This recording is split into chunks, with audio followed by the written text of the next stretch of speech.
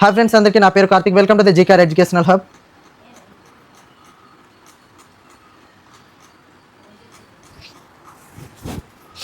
Okay, start చేద్దాం. Sir, మీ కూటమి ప్రభుత్వం అధికారంలోకి రాగానే మా బ్రతుకులు మారుతాయనుకొని మీకు అత్యధిక మెజారిటీతో గెలిపించాం. కానీ మా మీద మీకు ఎందుకు అంత కక్ష? చాలా ఆశలు పెట్టుకున్నాం సార్. మీ ప్రభుత్వం రాగానే మా జీవితాలు మారుతాయి, మా జీవితాల్లోకి వెలుగు వస్తాయి అని అనుకున్నాం. కానీ ఇంకా గాఢంధకారంలోకి వెళ్ళిపోతుంది, ఇంకా చీకటికి వెళ్ళిపోతుంది సార్. మా జీవితాలు ఏంటో మాకే అర్థం కావటం లేదు సార్. మీ ఈగో పక్కన పెట్టి డిఎస్సికి 90 రోజులు గడిపించి ఉంటే సార్ చాలామంది సాటిస్ఫై అయ్యేవారు సార్.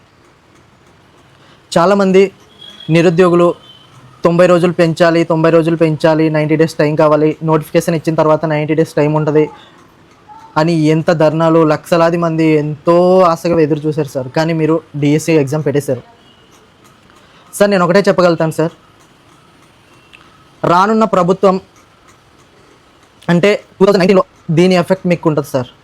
ఈ ఎగ్జామ్ ఎఫెక్ట్ మీకు ఉంటుంది. గత ప్రభుత్వం ఓడిపోవడానికి గల కారణం ఏంటంటే సార్,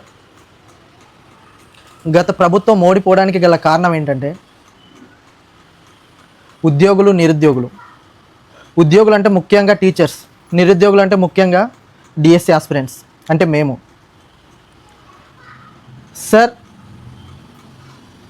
జగన్ గారు ఓడిపోవడానికి గల కారణం ఏంటంటే డిఎస్సి అని చెప్పి 30 డేస్లో డిఎస్సి నోటిఫికేషన్ ఇచ్చి 2019 నుంచి డిఎస్సి అనేసి నచ్చినట్టు పరిపాలన చేసి దాని తర్వాత డిఎస్సి మరి ఇవ్వలేదు, అది గాల్లో వదిలేశారు సార్. మీ ప్రభుత్వం మీద నమ్మకంతో మేము ఎంతో ఆశపడి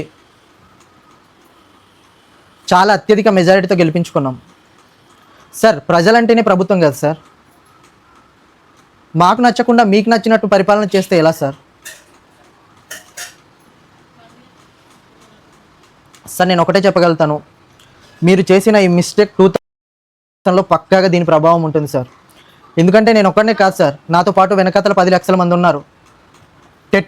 టెట్ నిర్వహించండి అని ఎంతోమంది అడిగారు సార్. 50% మందే టెట్ క్వాలిఫై అయ్యారు, ఇంకో 50% మందే డిఎస్సి రాస్తున్నారు సార్. ఇంకో 50% మంది అంటే దగ్గరికి ఒక 5 లక్షల మంది ఎంతో అప్పులు చేసుకొని 7 సంవత్సరాలుగా బయట ఉండి చదువుకొని అప్పులు పాలైపోయి చదువుకున్నారు. వాళ్ళకి మీరు ఏం సమాధానం చెప్తారు సార్? మీరు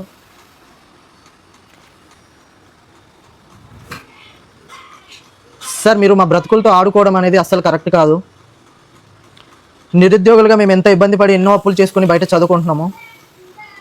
మీరు ఇలా ఎగ్జామ్ పెట్టడం అనేది అస్సలు కరెక్ట్ కాదు.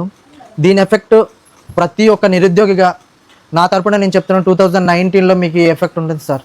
ఎంతో నమ్మకంతో చంద్రబాబు నాయుడు గారు కానీ, పవన్ కళ్యాణ్ గారు కానీ, ఎడ్యుకేషన్ మినిస్టర్ నారా లోకేష్ గారు కానీ మీ మీద మేము ఎంతో నమ్మకంతో చేసాం సార్. 90 డేస్ టైం మాకు ఇచ్చుండుంటే ఎంతో కొంత హ్యాపీగా ఫీల్ అయ్యేవాళ్ళం సార్. కానీ మీ ఇష్టానుసారంగా మీరు డిఎస్సి నిర్వహించేసారు. మధ్యలో ఎస్సీ వర్గీకరణ అనేసి డ్రామాలు ఆడారు సార్. ఎస్సీ వర్గీకరణ ఆ డ్రామా మధ్యలోనైనా నోటిఫికేషన్ ఇచ్చి 90 డేస్ టైం ఇచ్చి ఉంటే బాగుండేది కదా సార్. అందులో 45 డేస్ టెట్ పెట్టినా, ఇంకో 45 డేస్లో డిఎస్సి పెట్టినా అందరూ హ్యాపీగా ఫీల్ అయ్యేవాళ్ళం కదా. కానీ మీరు అలా చేయలేదు. మా ఎమోషన్స్తో ఆడుకున్నారు. మా ఎమోషన్స్తో మీకు సంబంధం లేదు సార్. మీకు ప్రజల ఎమోషన్స్తో మీకు సంబంధం లేదు. మీరు అనుకున్నది అయిపోవాలి, మీ ఈగో సాటిస్ఫై అవ్వాలి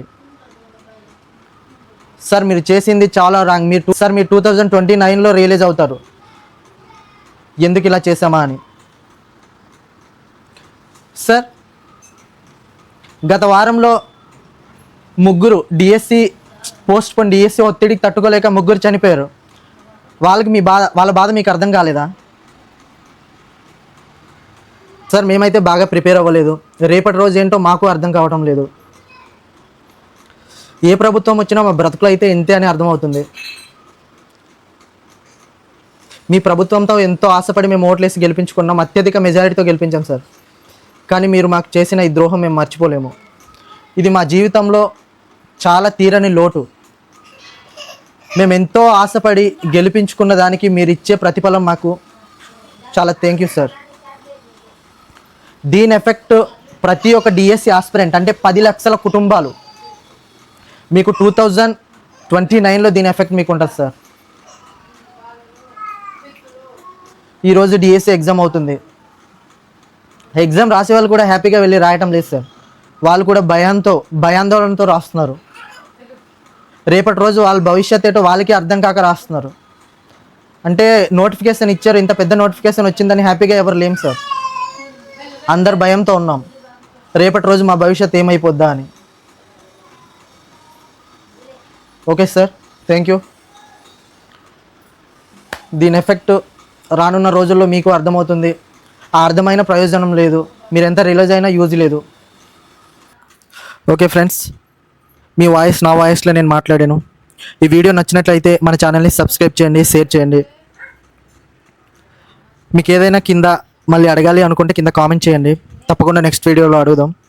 ఫ్రెండ్స్, ఇలాంటి ఎడ్యుకేషనల్ ఛానల్కి సపోర్ట్ చేయండి.